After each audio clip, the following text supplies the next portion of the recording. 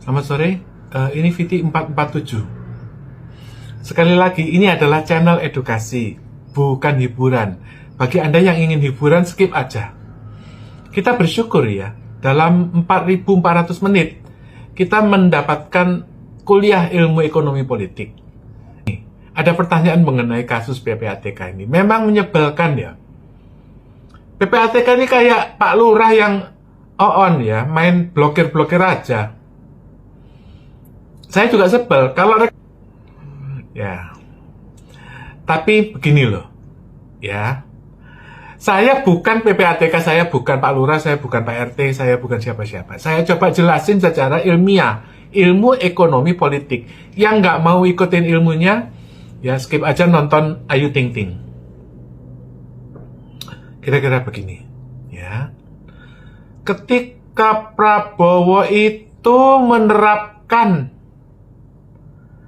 penegakan hukum, yang dihukum itu 800 polisi, yang dihukum itu bandar judi, itu tetanggamu, yang dihukum itu rekening-rekening bodong, di mana banyak jutaan petani yang dipakai rekeningnya untuk rekening judol.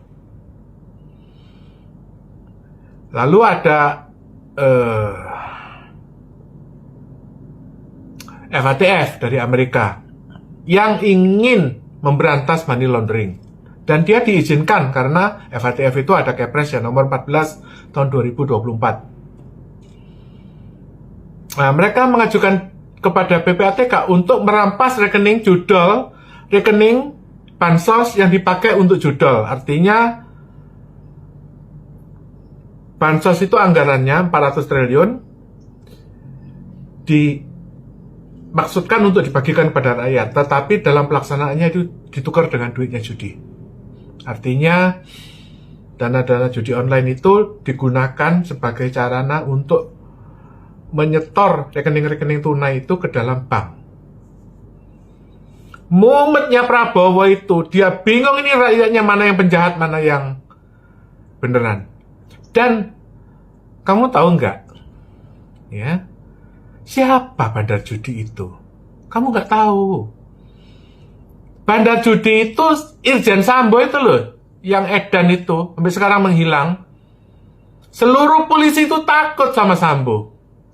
Apalagi bosnya. Oleh karena itu, ketika itu dilakukan rahasia ya, PPATK itu tidak pandang bulu. Dia nggak bisa ngomong, oh ini rekening orang Surabaya, oh ini orang Solo, orang Wonosobo. Nggak peduli setan. Semuanya dibekukan, satu persatu akan diperiksa.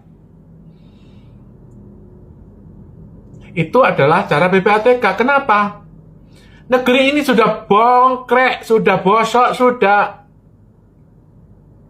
nggak tertolong. Geng Solo itu sudah seperti berhala.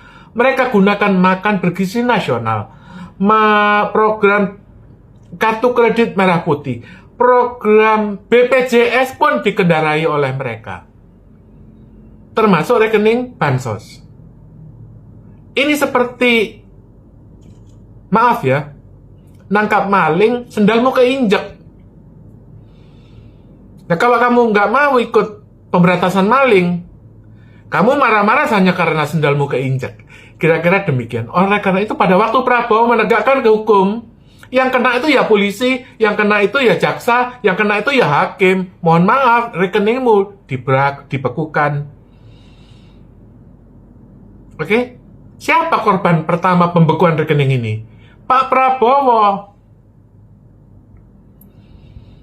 9 November 2024. Dia itu seminggu mau dilantik. Rekeningnya amblas, dibekukan PPATK.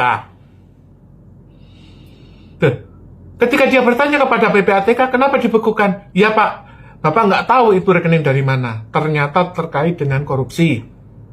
Jadi Bapak naik itu dengan tangan kosong. Tidak ada terkait dengan korupsi. Karena rekening Bapak sudah dibekukan PPATK terkait korupsi masa lalu. Jadi beliau itu menjadi presiden dengan dompet kosong.